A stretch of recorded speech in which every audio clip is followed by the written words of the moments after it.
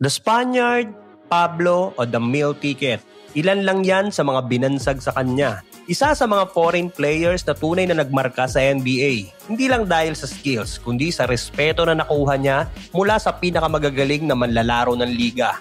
For this episode, alamin naman natin ang mga bagay na hindi madami ang nakakaalam sa buhay at naging karir ni Pau Gasol Saez.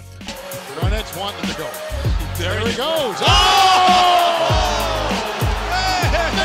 He took it right at Kevin. Si Pau Gasol ay lumaki sa Barcelona, Spain sa loob ng isang pamilyang may malalim na ugat sa larangan ng medisina at sports. Ang nanay niya ay isang doktor at ang tatay niya ay hospital administrator pero parehong naglaro sa second division basketball noon. Ang unang sport ni Pau ay soccer at rugby. Hindi yung sinisinghot. Pero dahil tumangkad si Pau at naging 6'7" ang height sa edad na 15, nagdesisyon siyang maglaro ng basketball sa junior team ng FC Barcelona. Pero tulad ng mga magulang niya, ginusto niya din maging doktor. Nagpursige siyang pumasok sa medical school sa University of Barcelona noong 1998. Pero kinailangan niyang mag-decide o pumili kung white coat o basketball jersey ang isusuot niya.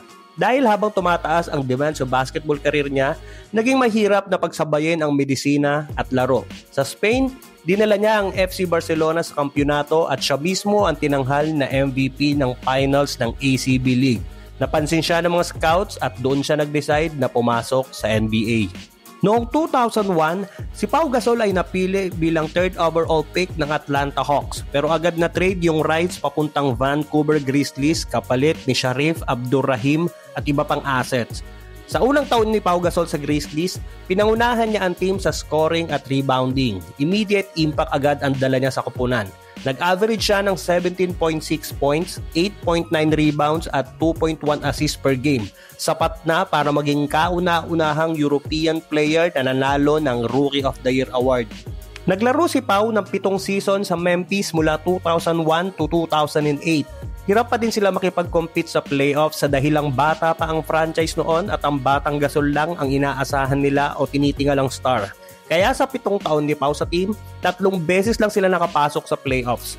2004, 2005 at 2006. Pero bukod sa lahat yon ay natapos sa unang round, wala silang ipinanalong game kahit isa, as in 0 of 12 o lahat sweep sa 3 magkakasunod na playoff series.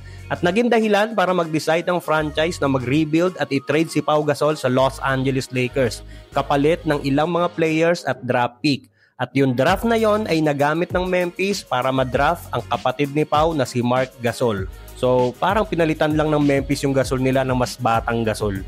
Pagdating ni Pau Gasol sa Los Angeles Lakers noong February 2008, parang missing piece siya sa puzzle ni Kobe Bryant. Sa unang laro pa lang, ramdam agad ang chemistry nila. Parang matagal nang magkasama.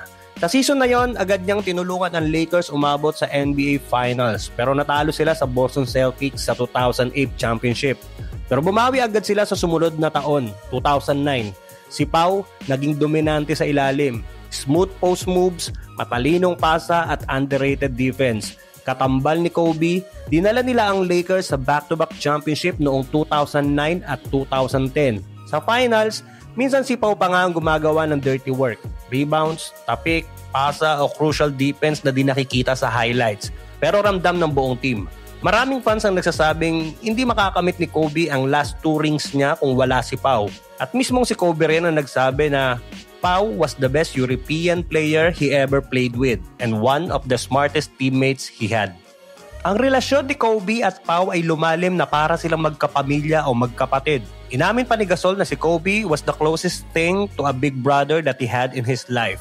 At sa laro, dahil magaling at madaming alam na lengguwahe si Kobe, minsan nagpapalitan sila ng Spanish at Italian words para lituhin ang kalaban. At sa labas, nagtatravel sila kasama ng pamilya. Si Pau din ang tinawag ni Kobe na hermano o kapatid at ginawang godfather si Pau para sa anak niya. At nung dumating ang trahedya noong 2020, niyakap ni Pau ang responsibilidad na tumayong sandigan ng pamilya Bryant. Sinabi niyang true good or bad, ang pamilya ni Kobe ay pamilya niya. At bilang pag-alala kay Kobe at Gigi, pinangalanan ni Pau ang anak niya bilang Elizabeth Gianna Gasol. Mula mismo sa pangalan ni Gianna Gigi Bryant. Si Pau Gasol din ang kauna-unahang Spanish player ang napiling maglaro para sa All-Star Game noong 2006. Pero ang pinaka-heartwarming moment ay noong 2015 nang maglaro siya kasama ang kapatid niyang si Marc Gasol.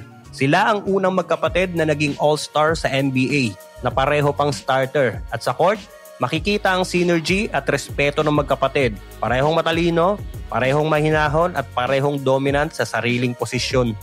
Matapos ang 6 na taon sa Lakers, noong 2015, pumirma si Pau sa Chicago Bulls. Doon niya naitala ang kanyang career high in points nang umiskor siya ng 46 points laban sa Bucks noong January 2015. After 2 years, lumipat naman siya sa San Antonio Spurs under Coach Greg hanggang 2019. At after nun, naglaro pa siya sa koponan ng Bucks at Portland Trail Blazers at dahil na din sa pabalik-balik na injuries, tuluyan na siyang nagretiro noong 2021 after 19-year NBA career. Si Pau Gasol ay isang Olympic legend na nagbigay ng malaking kontribusyon sa basketball sa pandaigdigang entablado.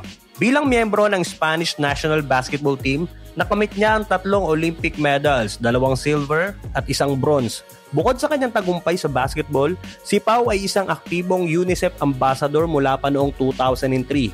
Matapos ang kanyang pagreretiro sa basketball, si Pau ay naging isang philanthropist at smart investor. Kasama ang kanyang kapatid na si Mark, itinatag nila ang Gasol Foundation noong 2013 na naglalayong labanan ang childhood obesity at itaguyod ang malusog na pamumuhay sa mga kabataan.